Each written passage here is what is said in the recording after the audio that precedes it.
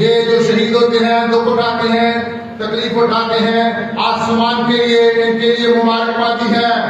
اس لیے گھبرا نہیں جانا مشکل حالات میں بھی، کیونکہ خداوند ہمارے ساتھ ہے۔ بلند آواز سے کہیں خداوند ہمارے ساتھ ہے، میرے ساتھ ہے، یہ بھی کہیں میرے ساتھ ہے۔ ہاللیلویا۔ پھر ایک اور مبارکبادی دیکھیں گے، مکاشفہ 16 باب اس کی 15ویں آیت۔ دیکھو، یہ متنبع کر رہا ہے، دیکھو کیا؟ دیکھو میں چور کی طرح آتا ہوں، مبارک ہے وہ جو جاگتا ہے، مبارک ہے وہ جو کیا ہے؟ جاگتا ہے اور اپنی پوشاک کی حفاظت کرتا ہے تاکہ ننگا نہ پھرے اور لوگ اس کی برہنگی نہ دیکھیں۔ پوشاک کی حفاظت، چور کا آنا، چور نہیں آتا بلکہ چرانے اور مار ڈالنے کو۔ میں اس لیے آیا کہ تم کیا کرو؟ زندگی پاؤ، اور کیسی زندگی پاؤ؟ بولنے واسطے کہیں کثرت کی زندگی۔ آواز بڑی کاٹ ہے۔ کثرت کی زندگی، ایسی زندگی جو کبھی ختم نہ ہو، ایسی زندگی۔ اب مسیحی مرتا نہیں بلکہ سو جاتا ہے۔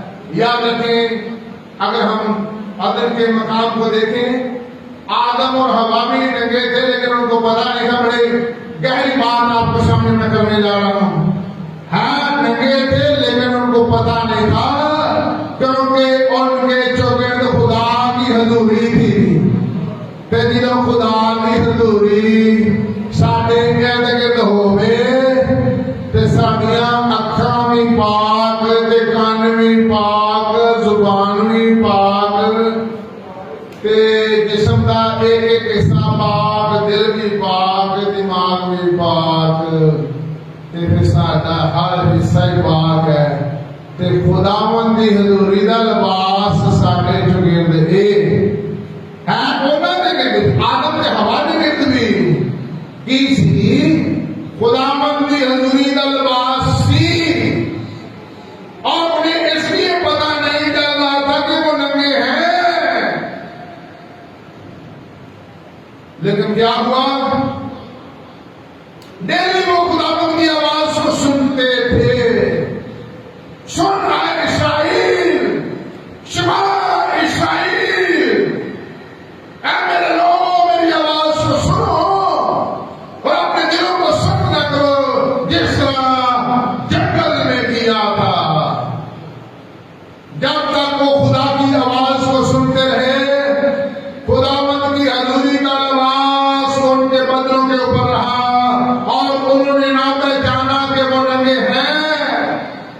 اور جب انہوں نے ہوا نے شیطان کی آواز کو سنا، اور اس آواز سننے پر منع کیا ہوا پھل آدم کو بھی کھلا دیا، تو دونوں نے محسوس کیا کہ وہ ننگے ہیں۔ اور خدا نے کہا تم کو کس نے بتایا کہ تم ننگے ہو؟ میری تو حضوری تمہارے چوگرد تھی۔ کس نے یہ کام کر دیا؟ کس نے یہ بگاڑ پیدا کر دیا ہے؟ آج بھی جب ہم خداوند کی حضوری سے دور چلے جاتے ہیں تو ہم اپنے آپ کو ننگا محسوس کرتے ہیں، لیکن خدا ہم پر مہربان ہے، وہ ایسا نہیں چھوڑتا۔ عدن میں سے نکالا گیا، عدن میں واپس لے آیا، عدن میں سے نکالا گیا اور عدن میں واپس لے آیا۔ اپنے بچے کو ڈال دیتا کہ قیمتی خون بہائے، پھر انہاں جڑے خدا کی حضوری تو دور چلے گئے نے، انہاں واپس لے آیا کہ ایک بڑی قیمت خدا باپ کو ادا کرنا پئی تاکہ اسی واپس کو دی حضوری جا جائیے۔ اور دی حضوری کی رہ جانا ساڈے ننگے پن نو دور کرتا ہے۔ یہ بیٹے نے ساڈے لیے اپنا خون بہا کے ساڈا کفارہ دیتا ہے۔ کفارے کا مطلب ہوتا ہے ٹاپ دینا. سانو ٹاپ دیتا ہے چاروں طرف. تے جدوں خدا باپ ساڈے ول ویندا ہے تے اسی راست باز ہو گئے ہیں او دے خون کی وجہ نال. اور اب ہم جو ہے راست باز ہیں. بلند آواز سے کہیں اب ہم راست باز ہیں.